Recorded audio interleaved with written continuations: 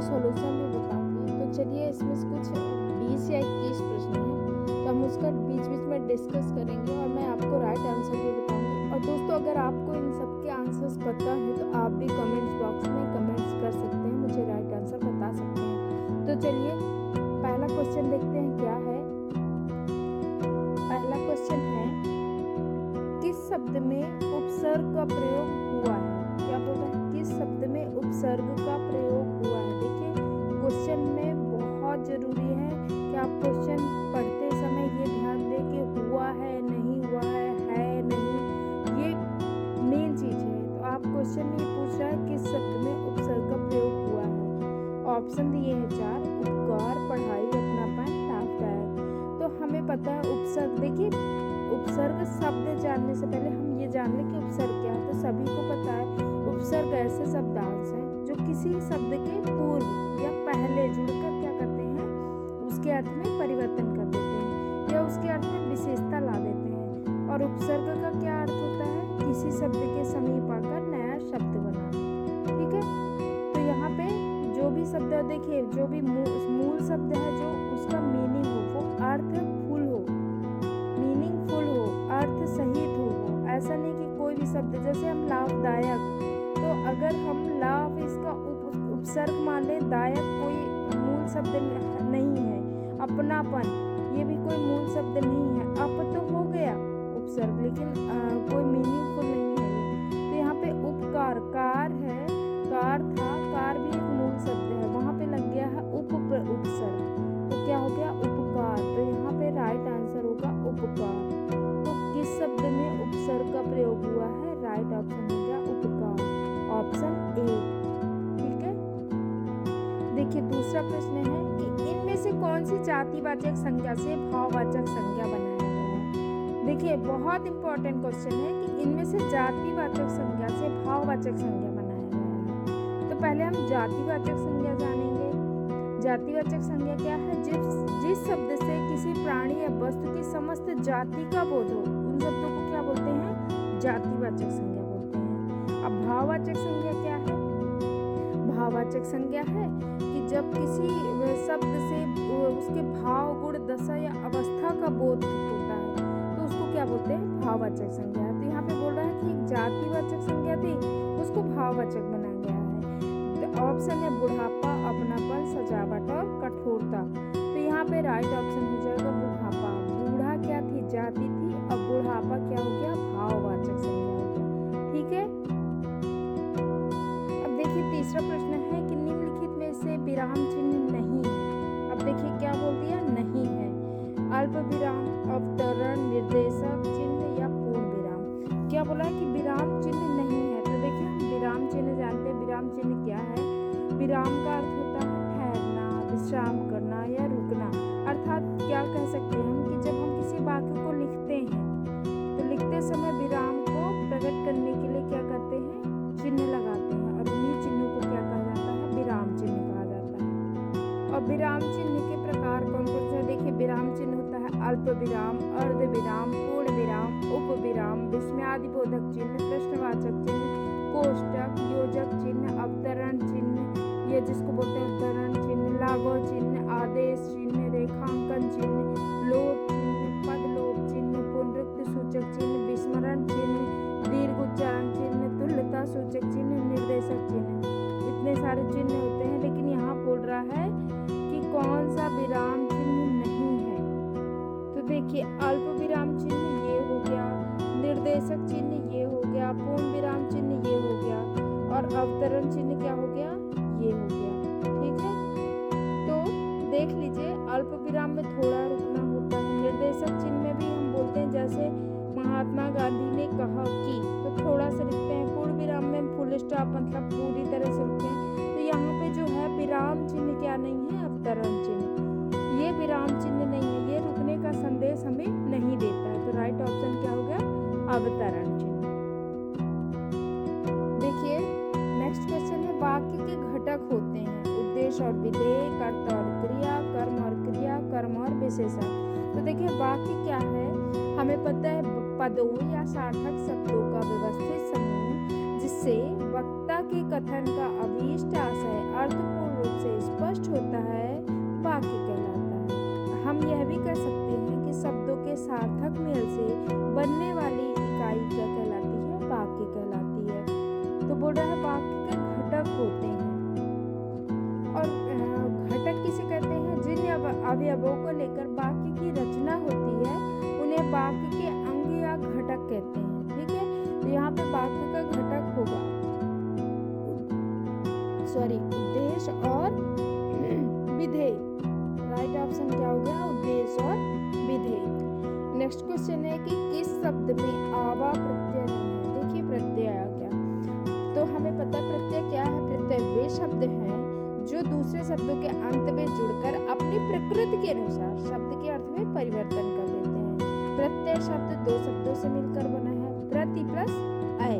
प्रति का अर्थ होता है साथ में, पर बाद में, और अय का अर्थ होता है चलने में। अतः प्रत्यय का अर्थ होता है कि साथ में, पर बाद में चलने में। ठीक है, तो यहाँ पे बोल रहा है कि आवा प्रत्यय किस शब्द में नहीं है। दिख आवा, भूल आवा, लावा, चढ़ आवा।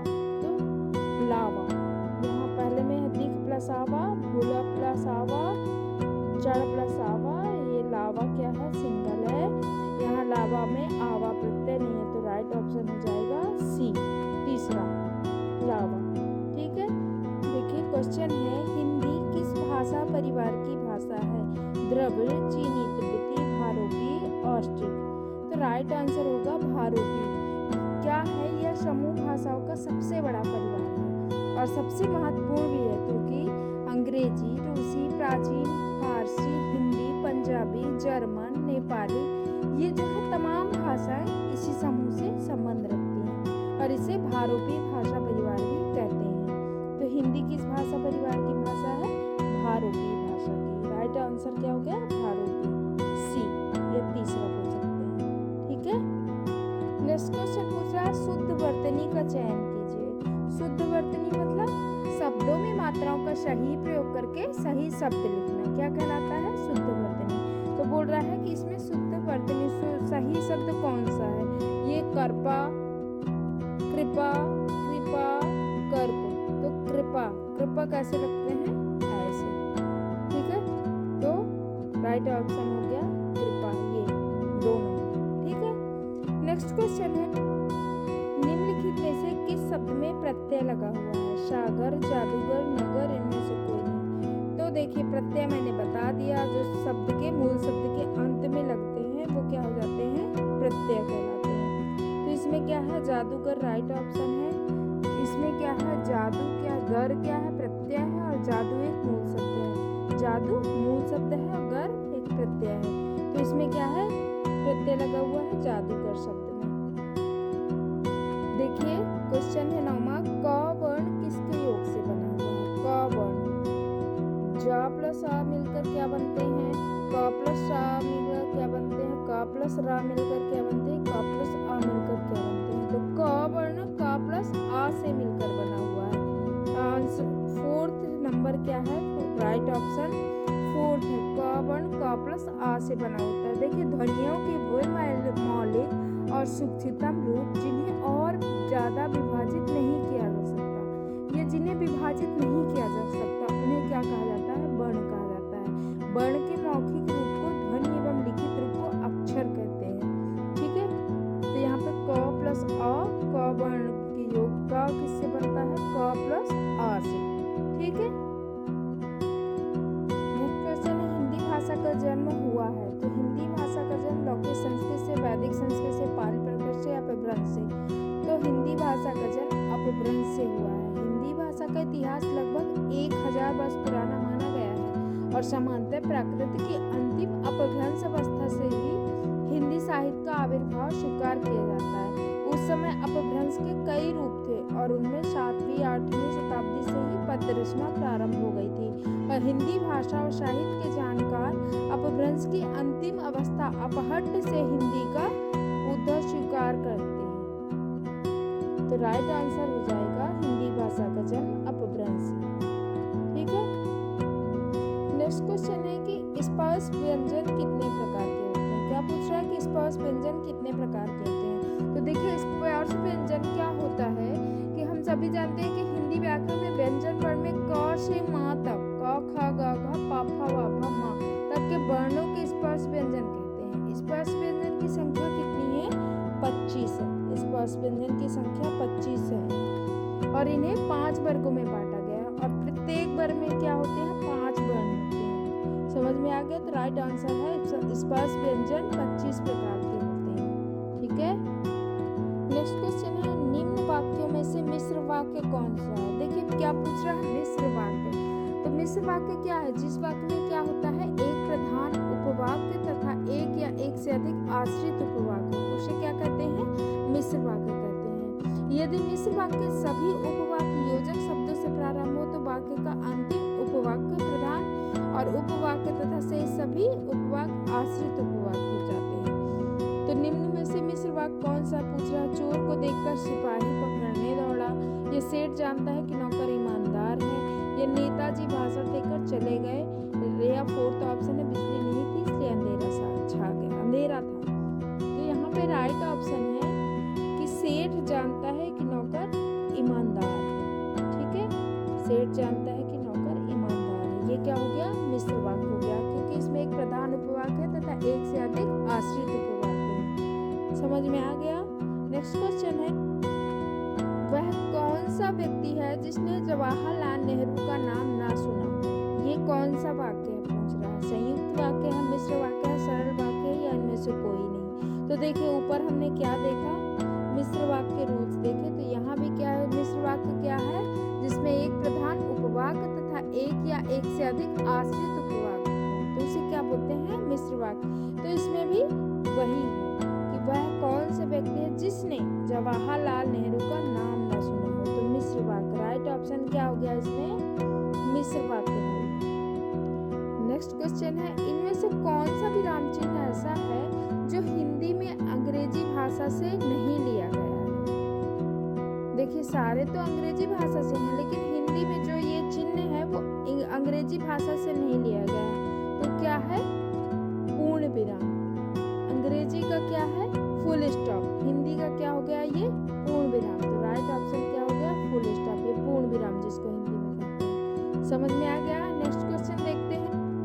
निर्वाह में प्रयुक्त उपसर्ग है। देखिए उपसर्ग जो शब्द मूल शब्द के पहले लगते हैं, तो निर्वाह शब्द क्या है यहाँ पे?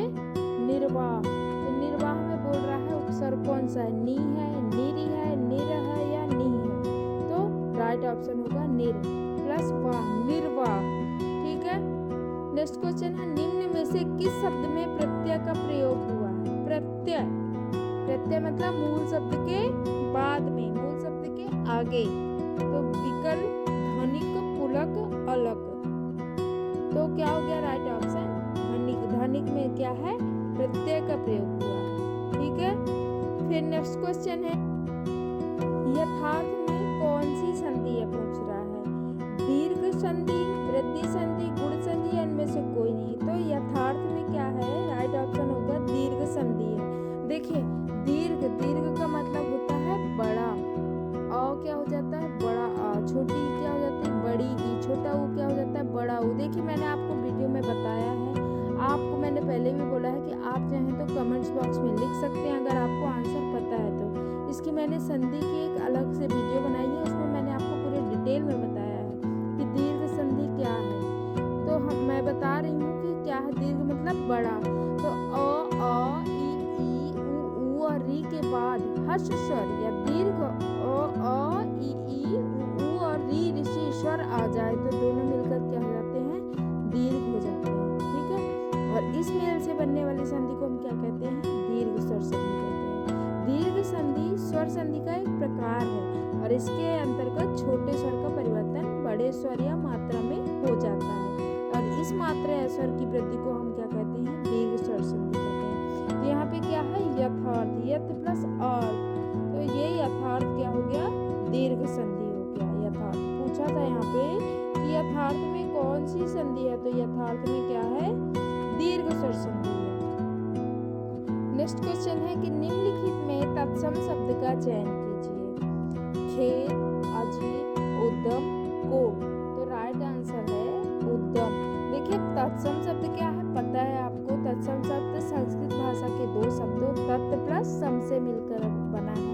तत् का अर्थ होता है उसके, तथा सम का अर्थ क्या होता है उसके समान। तो तत्सम का क्या मतलब हो गया, उसी के समान, या बोल दीजिए ज्यों का त्यों, एज इट इज। ठीक है, तो क्या बोलेंगे, जिन शब्दों को संस्कृत से बिना किसी परिवर्तन के ले लिया जाता है उन्हें क्या कहते हैं, तत्सम शब्द। तो यहाँ पे तत्सम शब्द क्या हो गया, ऊर्ध्वम। ठीक है, देखिए नेक्स्ट क्वेश्चन है, भूतकाल के कितने भेद हैं। तो भूतकाल के कितने भेद होते हैं, 6। भूतकाल के 6 भेद हैं। कौन कौन से, सामान्य भूत, आसन्न भूत, पूर्ण भूत, अपूर्ण भूत, संदिग्ध भूत और हेतु हेतुमत भूत। देखिए आप भूतकाल, मैंने काल नहीं बताया है, अगर आप बोलेंगे तो मैं काल आपको डिटेल में बता दूंगी। यहाँ पे राइट ऑप्शन है भूतकाल के 6 भेद होते हैं। ठीक है, नेक्स्ट क्वेश्चन है कि निम्नलिखित में से किस वाक्य में अकर्मक क्रिया है। क्या पूछ रहा है, अकर्मक क्रिया है, राम पत्र लिखता है, मैं बालक को जगवाता हूँ, गेहूं पिस रहा है, मदन गोपाल को हंसा रहा है। तो देखिए राइट ऑप्शन है गेहूं पिस रहा है। ये क्या है, अकर्मक क्रिया है।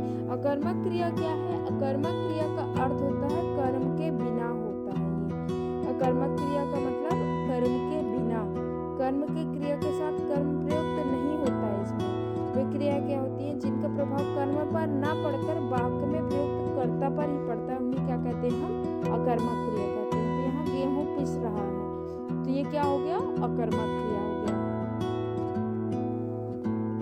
क्वेश्चन है कि इनमें से कौन सी शब्द समूहवाचक संज्ञा है। क्या बोल रहा है, समूहवाचक संज्ञा है, कौन सा शब्द, सभा, मिठास, सोना, इनमें से कोई नहीं। तो राइट ऑप्शन हो गया समूहवाचक संज्ञा सभा। तो समूहवाचक क्या है, समूहवाचक संज्ञा वह शब्द है जिसका इस्तेमाल क्या होता है, वस्तुओं के समूह को परिभाषित करने के लिए किया जाता है। वो जिसमें व्यक्ति या पशु या भावनाएं या निर्जीव वस्तु या अवधारणाएं या कोई भी चीज हो सकती है, तो उसको क्या बोलते हैं, हम समूहवाचक संज्ञा बोलते हैं। तो राइट ऑप्शन क्या हो गया इसमें, सभा।